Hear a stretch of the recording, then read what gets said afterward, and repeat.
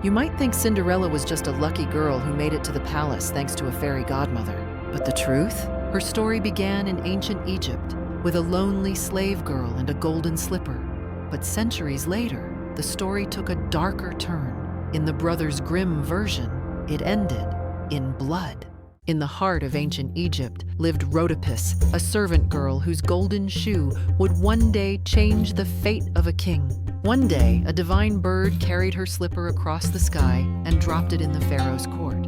Captivated, the pharaoh declared that the girl whose foot fit this golden shoe would become his queen. No magic, no wicked stepmother, just one slipper and destiny. But centuries later, deep in the misty forests of Germany, the tale of Cinderella took a darker, sharper turn in the hands of the brothers Grimm. There, Cinderella was no longer just a kind girl.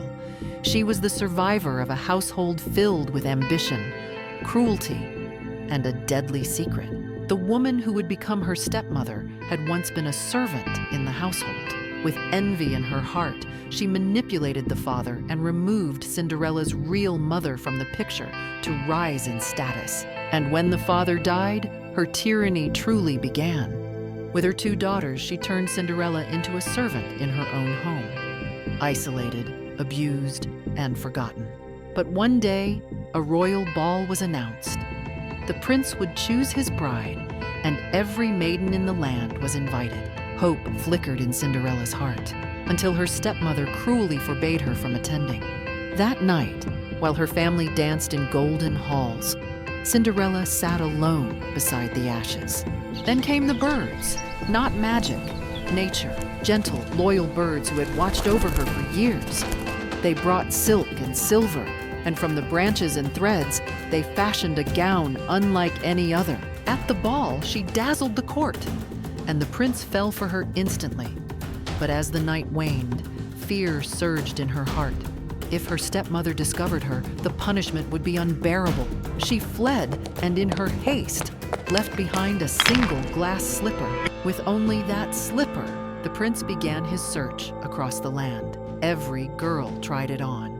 None fit until he reached Cinderella's home. The stepmother, desperate to elevate her own daughters, locked Cinderella away and forced her girls to try on the shoe. The eldest, under cover of night, cut off her toes to force her foot inside. It worked. The slipper seemed to fit. She rode with the royal entourage toward the palace.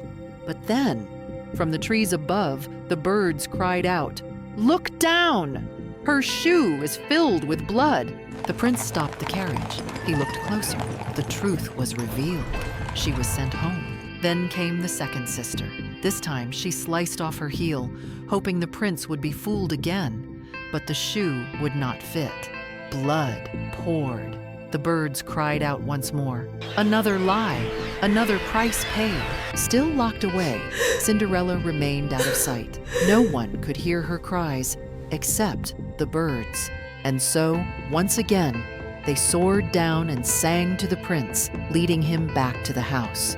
The truth was finally brought to light. The slipper, as if crafted by fate itself, slipped perfectly onto Cinderella's foot. Not a single gap, not a single stain.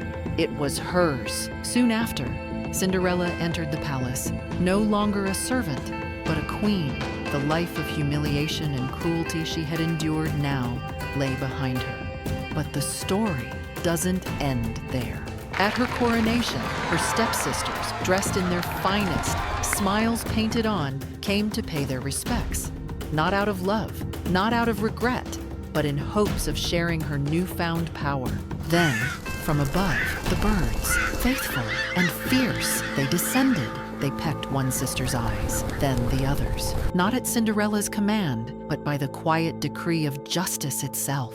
Cinderella said nothing, but the world had spoken. The brothers Grimm didn't write a fairy tale about glass slippers and happy endings.